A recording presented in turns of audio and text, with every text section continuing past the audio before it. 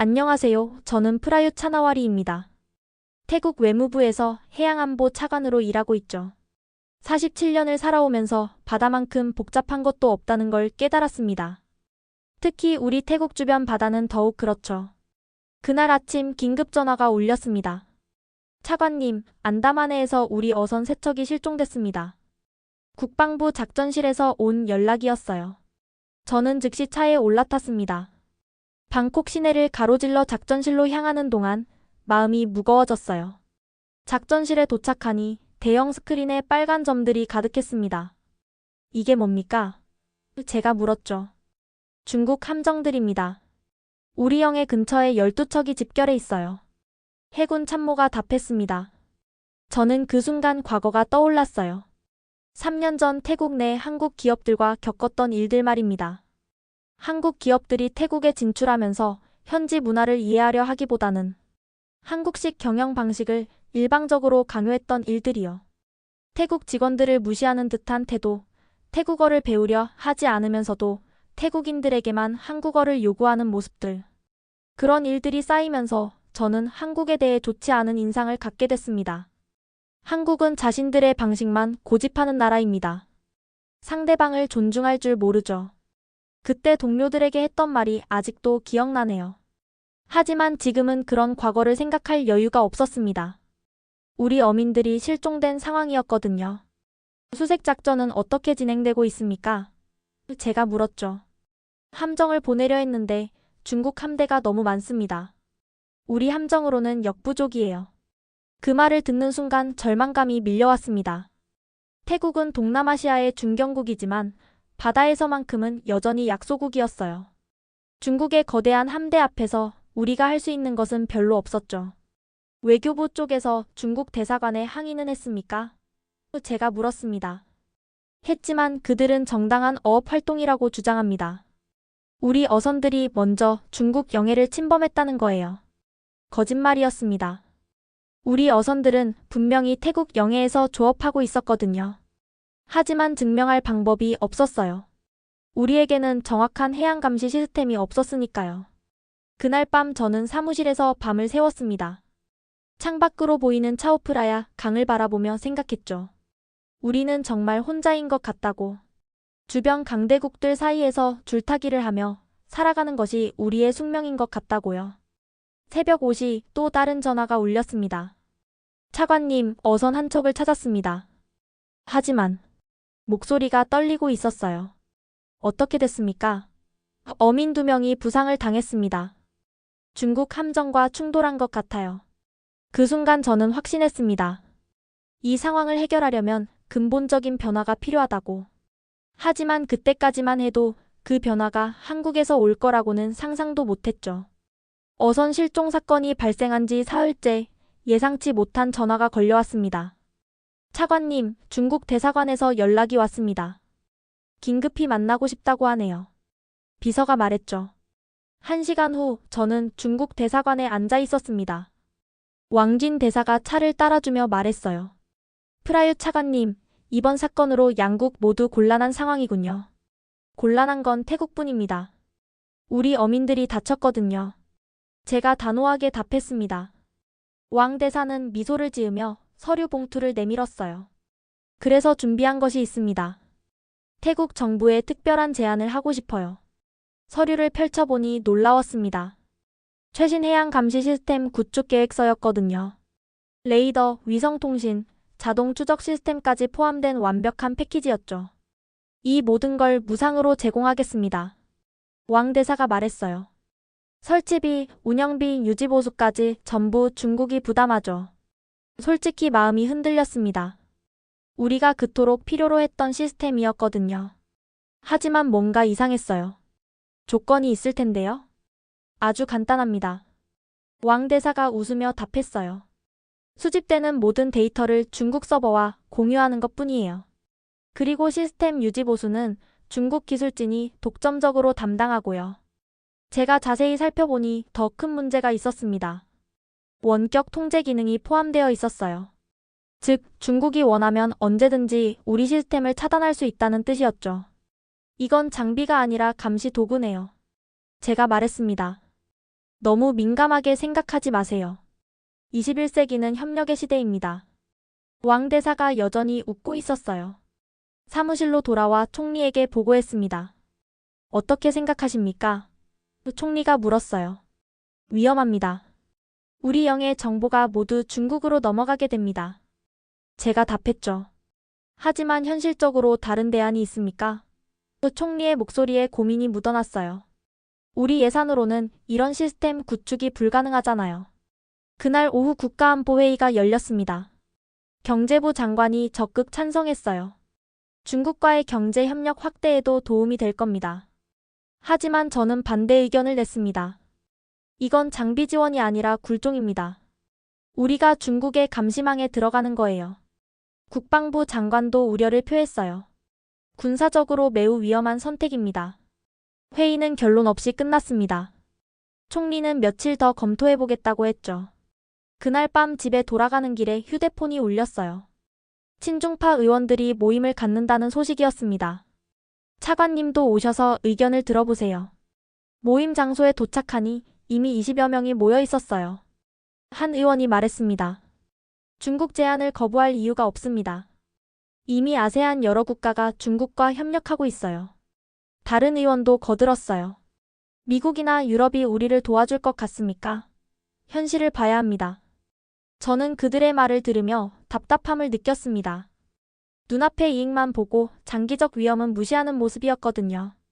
여러분, 지금 우리가 하려는 건 독립을 포기하는 일입니다. 제가 말했어요.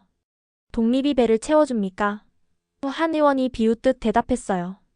이상과 현실은 다른 거예요. 그 순간 저는 깨달았습니다. 태국이 정말 절망적인 상황에 놓여 있다는 것을요. 선택의 여지가 점점 줄어들고 있었습니다. 중국 제안을 검토한 지 일주일이 지났습니다. 저는 다른 대안을 찾기 위해 발로 뛰기 시작했어요. 첫 번째로 향한 곳은 미국 대사관이었습니다. 존슨 대사님, 태국이 어려운 상황에 처해 있습니다. 제가 상황을 설명했어요. 미국의 도움이 필요합니다. 존슨 대사는 고개를 끄덕이며 들었습니다. 중국의 영향력 확대는 우리도 우려하고 있어요. 하지만 제가 물었죠. 의회 승인이 필요한 사안입니다. 시간이 오래 걸릴 거예요. 그리고 무상 지원은 어렵고 유상 구매라면 검토해 볼 수 있겠지만요. 실망스러웠습니다. 시간도 없고 돈도 없는 상황에서 유상 구매라니요. 다음으로 찾아간 곳은 유럽연합 대표부였습니다. 슈미트 대표가 저를 맞이했어요. 태국과 유럽의 전략적 파트너십을 고려할 때 도움을 주실 수 있을 텐데요. 제가 기대를 담아 말했습니다. 물론 태국은 중요한 파트너입니다. 슈미트 대표가 답했어요. 하지만 각 회원국의 동의가 필요하고 예산 배정 과정도 복잡해요. 최소 2년은 걸릴 것 같습니다. 2년이라니요. 그때까지 우리 어민들이 기다릴 수 있을까요? 일본 대사관 방문도 비슷했습니다. 다나카 대사는 정중했지만 결과는 마찬가지였어요. 일본도 중국의 해양 진출을 우려하고 있습니다. 하지만 직접적인 군사 장비 지원은 우리 헌법상 제약이 있어요. 경제 협력 차원에서 접근해야 할 것 같은데. 아세안 사무총장실도 찾아갔습니다. 아세안 차원에서 공동 대응할 수 없을까요? 각국의 이해관계가 달라서 어렵습니다. 사무총장이 솔직하게 말했어요. 캄보디아, 라오스는 이미 중국 편이고 싱가포르는 중립을 지키려 하고 있어요. 일주일 동안 뛰어다닌 결과 얻은 건 공허한 위로뿐이었습니다. 모두들 외교적 해결이나 평화적 협상을 언급할 뿐 실질적인 도움은 누구도 주려 하지 않았어요. 그날 저녁 총리실에서 긴급 회의가 열렸습니다. 친중파 의원들이 더욱 목소리를 높였어요. 차관님, 일주일 동안 뛰어다닌 결과가 이겁니까? 한 의원이 비꼬듯 말했어요. 아무도 우리를 도와주지 않잖아요. 경제부 장관도 거들었습니다. 이쯤 되면 중국과 손잡는 게 현실적입니다. 더 이상 시간을 낭비할 수 없어요. 지금 당장 어민들이 위험에 처해 있는데 언제까지 기다릴 겁니까? 다른 의원이 목소리를 높였어요. 저는 반박했습니다. 조금만 더 시간을 주세요. 분명 다른 방법이 있을 겁니다. 차관님은 너무 이상주의적입니다. 친중파 의원이 차갑게 말했어요. 국제 정치는 현실이에요. 힘의 논리가 지배하는 세계에서 우리 같은 중간 국가가 할 수 있는 건 한정되어 있습니다. 총리가 한숨을 쉬며 말했어요. 프라윕 차관 마음은 이해하지만 국민의 안전이 우선이야. 회의실을 나서며 저는 절망감에 휩싸였습니다. 정말 다른 선택의 여지가 없는 걸까요? 태국이 이렇게 외롭다는 걸 처음 깨달았어요. 사무실로 돌아와 창밖을 바라보며 중얼거렸습니다. 정말 믿을 곳 하나 없다는 게 이렇게 무섭네요. 그때 비서가 들어와 말했어요. 차관님, 내일 오후에 한국 대사관에서 면담 요청이 왔습니다. 한국이라니요. 솔직히 기대하지 않았어요. 다른 나라들과 뭐가 다를까 싶었거든요. 하지만 선택의 여지가 없었습니다. 마지막 희망이라도 붙잡아 봐야 했으니까요. 그날 밤 저는 오랫동안 잠들지 못했습니다. 태국의 미래가 어떻게 될지, 정말 중국의 속국이 되는 길밖에 남지 않은 건지 고민했어요.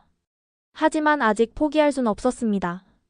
다음 날 오후 저는 한국 대사관으로 향했습니다. 솔직히 별다른 기대는 없었어요. 지난 일주일간 겪은 실망들 때문이었죠. 하지만 마지막 희망이라도 붙잡아야 했습니다.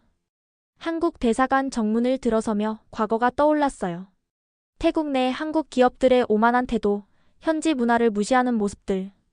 좋은 기억이 별로 없었거든요. 안녕하세요, 차관님. 이준영입니다. 한국 외교관이 저를 맞이했어요. 정무공사라고 소개했죠.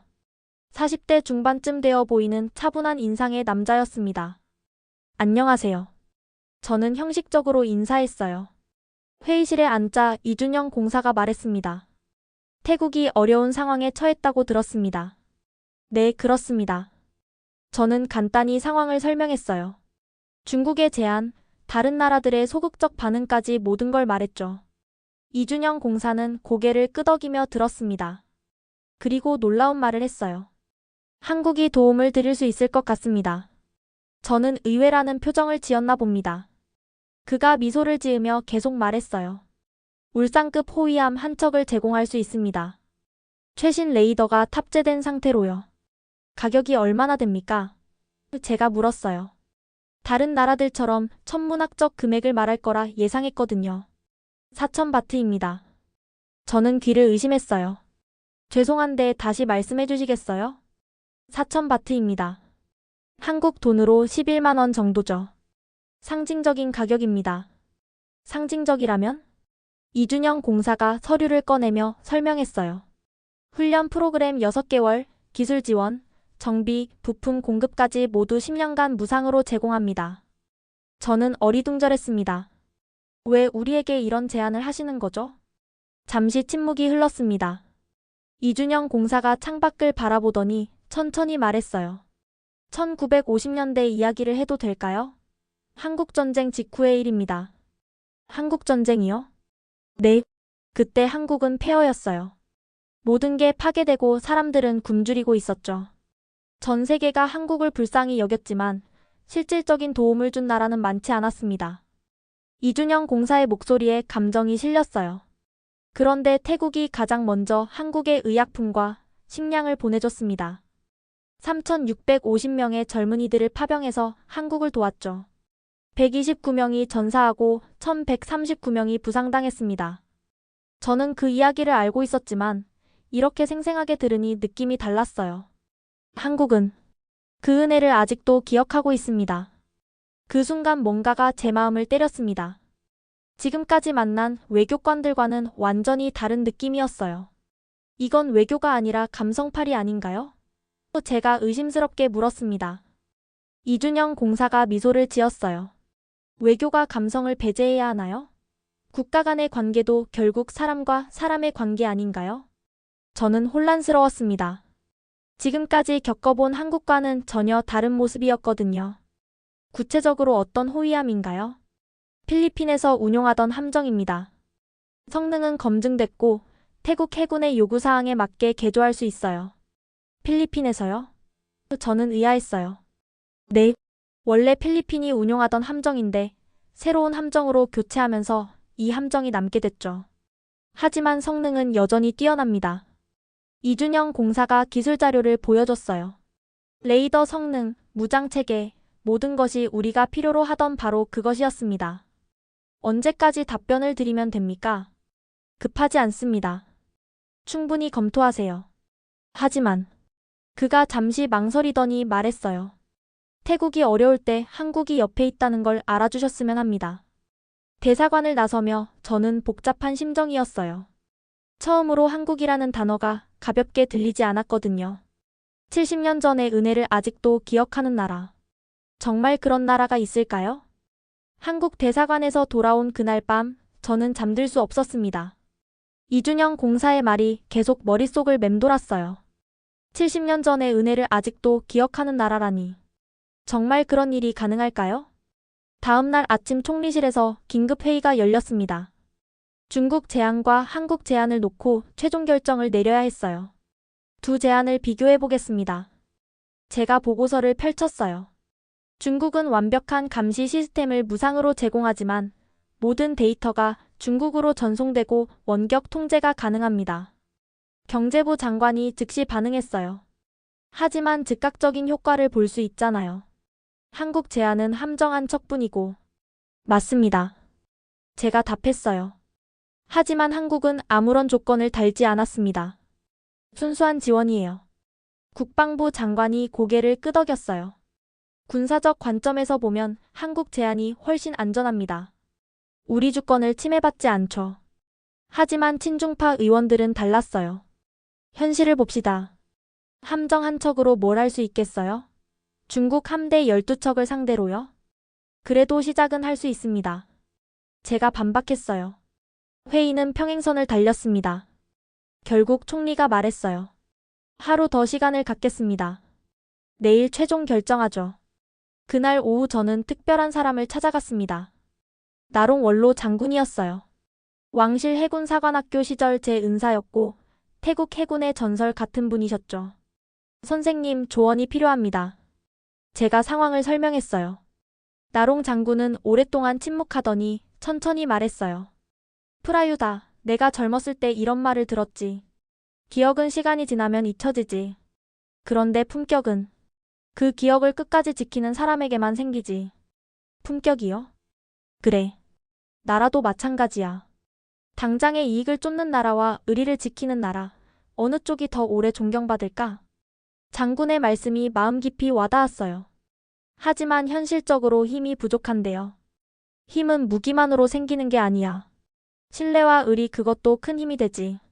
장군이 제 어깨를 두드렸어요. 태국이 70년 전에 한국을 도운 건 힘 때문이 아니었잖니? 그날 밤 저는 오랫동안 생각했습니다. 중국의 달콤한 제안과 한국의 소박한 제안. 무엇이 태국의 미래에 도움이 될까요? 다음 날 아침 최종 회의가 열렸습니다. 경제부와 친중파 의원들은 여전히 중국 편이었어요. 차관님, 감정에 휩쓸리면 안 됩니다. 경제부 장관이 말했어요. 국가 경영은 냉정해야 해요. 저도 냉정합니다. 제가 답했어요. 하지만 진짜 냉정한 판단이 뭔지 생각해봐야 합니다. 당장의 이익인가요? 장기적 독립인가요? 국방부 장관이 저를 지지했어요. 한국과의 협력이 더 안전한 선택입니다. 총리가 긴 한숨을 쉬더니 말했어요. 두 선택 모두 위험합니다. 하지만 회의실이 조용해졌어요. 모든 사람이 총리의 다음 말을 기다렸죠. 나롱 장군님께 자문을 구했습니다. 총리가 말했어요. 장군님 말씀이 맞는 것 같아요. 나라에게도 품격이 필요합니다. 친중파 의원들이 놀란 표정을 지었어요.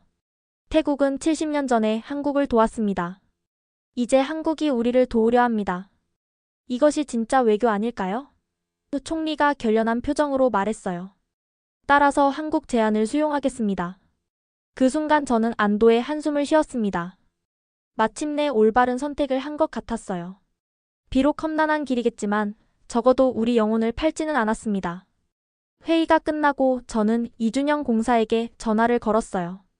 결정됐습니다. 한국의 제안을 받아들이겠습니다. 감사합니다, 차관님.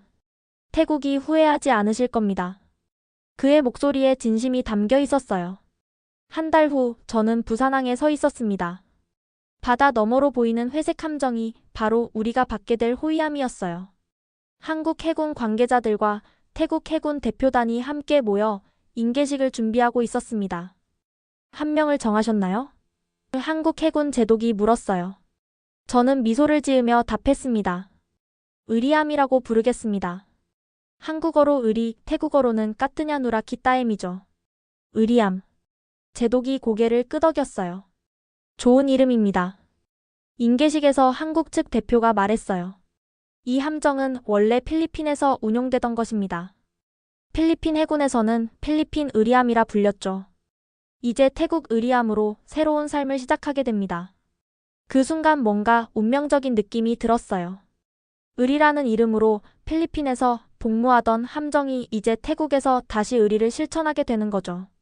6개월간 훈련 프로그램을 진행하겠습니다. 한국 해군 교관이 설명했어요. 레이더 운용, 무기 체계, 정비까지 모든 것을 가르쳐 드릴게요. 훈련이 시작되자 놀라운 일이 벌어졌습니다. 한국 교관들의 열정이 대단했어요. 밤늦게까지 남아서 태국 해군 장병들을 가르쳤고 심지어 기본적인 태국어까지 배우려 노력했죠. 왜 이렇게까지 해주시는 거예요? 제가 한국 교관에게 물었습니다. 70년 전에 태국이 우리를 도와줬을 때도 이런 마음이었을 거예요. 교관이 웃으며 답했어요. 진심으로 도우려는 마음 말입니다. 저는 그때 깨달았습니다. 한국 사람들의 진심을 느꼈어요. 이건 단순한 무기 거래가 아니라 진짜 협력이었습니다. 훈련 4개월째 갑작스런 상황이 발생했습니다. 중국 함정 열척이 다시 안다만해에 나타난 거예요. 이번엔 더 대담했습니다. 태국 어민 6명을 억류했다는 소식이 들려왔어요. 의리암 출동 준비. 저는 즉시 명령을 내렸습니다. 하지만 아직 훈련이 완료되지 않았는데요. 태국 해군 장교가 걱정스럽게 말했어요. 실전이 최고의 훈련입니다. 한국 교관이 말했어요. 함께 가겠습니다. 의리암이 안다만해로 향했습니다. 한국에서 설치한 최신 레이더가 작동하기 시작했어요. 스크린에 중국 함정들이 또렷하게 포착됐습니다. 거리 12L이 중국 함정 열척 확인됩니다. 레이더 요원이 보고했어요. 이렇게 정확할 줄 몰랐네요. 태국 함장이 감탄했습니다. 의리암이 접근하자 중국 함정에서 무선이 들어왔어요. 태국 함정 즉시 이 해역을 떠나라. 이곳은 중국의 전통적 어업구역이다. 저는 마이크를 잡고 답했습니다. 이곳은 태국 영해입니다. 우리 어민들을 즉시 석방하십시오. 긴장이 고조됐습니다. 하지만 의리암의 레이더는 완벽하게 작동했어요. 중국 함정들의 모든 움직임이 실시간으로 파악됐습니다. 경고 사격을 준비하겠습니다. 함장이 말했어요. 허가합니다. 제가 답했습니다. 의리암에서 경고 사격 한 발이 발사됐습니다. 그 순간 놀라운 일이 벌어졌어요. 중국 함정들이 하나둘 후퇴하기 시작한 거예요. 어민들이 석방됐습니다. 통신병이 외쳤어요. 작전실에 환호성이 터져나왔습니다. 의리암의 첫 출격이 대성공을 거둔 거예요. 그날 저녁 함상에서 한국 교관과 이야기를 나눴습니다. 오늘 정말 놀랐어요. 레이더 성능이 이렇게 뛰어날 줄 몰랐습니다. 기술도 중요하지만 더 중요한 건 운용하는 사람들의 마음입니다. 교관이 말했어요. 태국 해군의 용기가 있었기에 가능한 일이었어요. 저는 속으로 중얼거렸습니다. 우리가 받은 건 무기가 아니라 신뢰였어요. 그날 밤 바다를 바라보며 생각했습니다. 70년 전 태국이 한국에 보인 의리가 지금 이런 형태로 돌아왔구나. 이게 진짜 외교의 힘이구나. 의리함의 성공적인 첫 작전 소식은 3시간에 전 세계로 퍼져나갔습니다. 그날 저녁부터 국제 언론들의 전화가 빗발쳤어요. 차관님, CNN에서 인터뷰 요청이 왔습니다. 비서가 말했어요.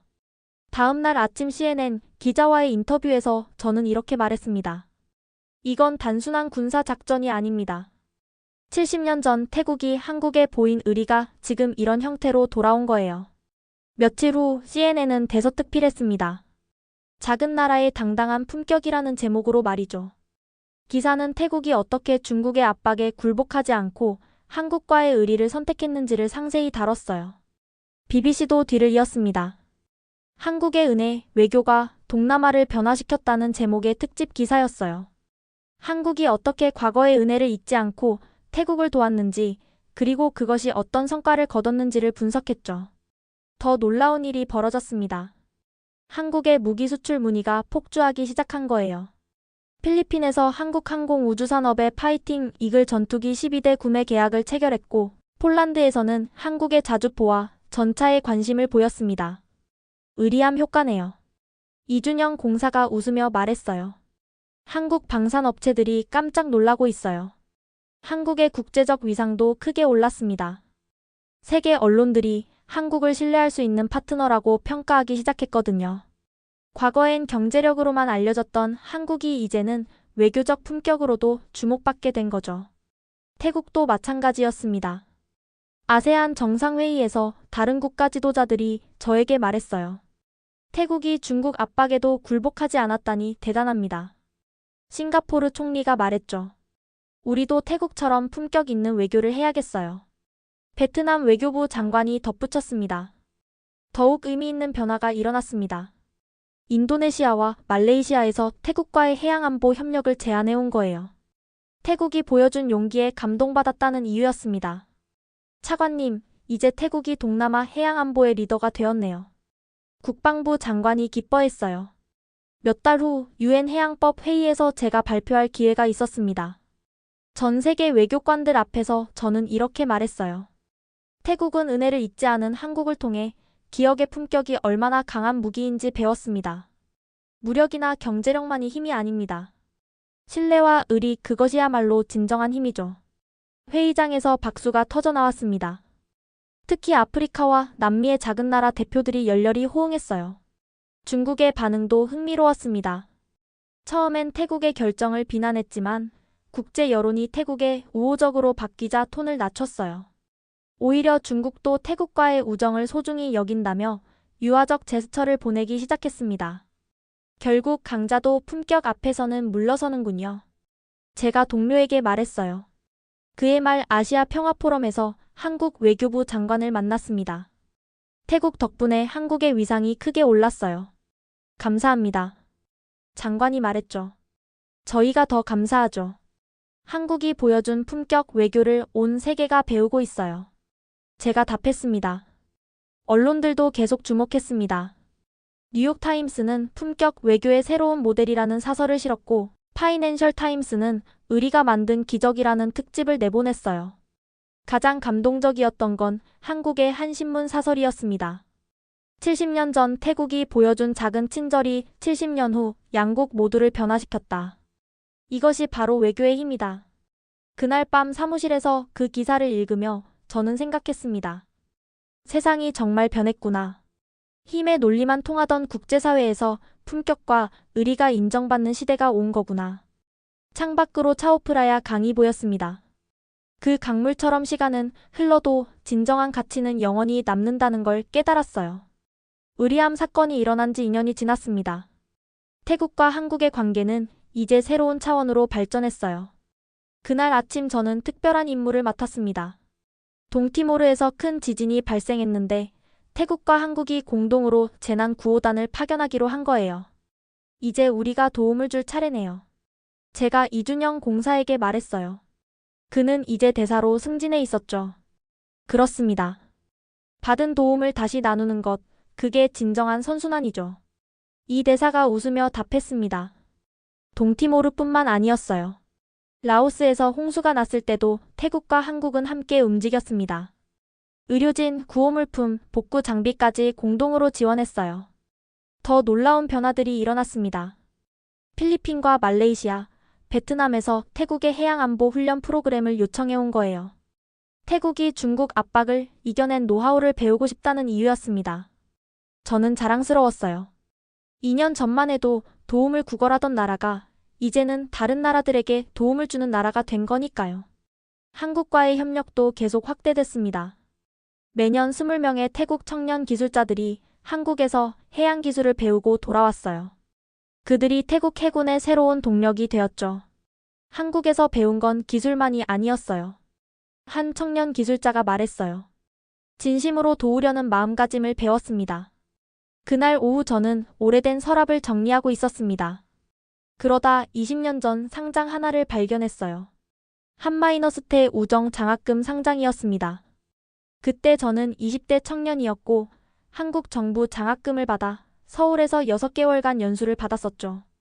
당시엔 단순한 장학금 프로그램이라고 생각했는데 상장을 바라보며 저는 중얼거렸습니다. 그땐 몰랐어요. 저 작은 기억 하나가 나라를 구하는 씨앗이 될 줄은요. 그 순간 깨달았어요. 한국이 70년 전부터 얼마나 많은 씨앗들을 심어왔는지를요. 장학금, 기술 지원, 문화 교류. 그 모든 것들이 지금의 기적을 만든 거였어요. 저녁 무렵 이 대사와 함께 차오프라야 강변을 걸었습니다. 대사님, 정말 고마워요. 한국이 없었다면 지금의 태국도 없었을 거예요. 제가 진심으로 말했어요. 아닙니다, 차관님. 이 대사가 고개를 저었어요. 태국이 먼저 보여준 품격이 있었기에 가능한 일이었어요. 그가 잠시 멈춰서더니 말했습니다. 국가는 크기로 평가받지 않습니다. 은혜를 잊지 않는 나라, 그게 진짜 큰 나라입니다. 그 말이 가슴 깊이 와닿았어요. 정말 그랬습니다. 태국도 한국도 영토나 인구로는 강대국이 아니었지만 의리와 품격으로는 누구보다 큰 나라였어요. 몇 달 후 아세안 정상회의에서 저는 태국의 새로운 비전을 발표했습니다. 태국은 앞으로 품격 외교의 허브가 되겠습니다. 받은 도움을 잊지 않고 받은 도움을 다시 나누는 나라가 되겠어요. 회의장에서 큰 박수가 터졌습니다. 특히 작은 나라 대표들의 반응이 뜨거웠어요. 그날 밤 호텔 방에서 창밖을 바라보며 생각했습니다. 2년 전 절망에 빠져있던 제가 지금은 희망을 이야기하고 있구나. 한국에서 보내온 메시지가 있었어요. 의리함 2호 건조가 시작됩니다. 이번엔 태국이 직접 참여해서 만들어보면 어떨까요? 저는 미소를 지었어요. 이제 정말 새로운 시작이구나. 마지막으로 제가 여러분께 전하고 싶은 메시지가 있어요. 받은 은혜를 잊지 않고 받은 도움을 다시 나누는 것. 그것이 품격 있는 국가의 길입니다. 그리고 그 길 위에서 태국과 한국은 영원한 동반자가 될 거예요. 오늘 사연은 여기까지입니다. 작은 나라들 사이의 아름다운 의리와 품격이 어떻게 세상을 변화시킬 수 있는지 보셨나요? 이런 감동적인 이야기들을 계속 전해드리고 싶습니다. 구독과 좋아요는 더 많은 분들에게 의미 있는 이야기를 전하는 데 큰 힘이 됩니다. 댓글로 여러분의 생각도 나눠주세요. 다음에도 더 좋은 이야기로 찾아뵙겠습니다. 감사합니다.